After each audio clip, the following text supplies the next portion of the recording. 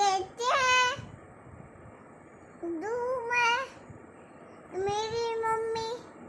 सोएगी और उठेगी और खेलेगी, फिर पढ़ाई करेगी, तब ड्राइंग बनाएगी,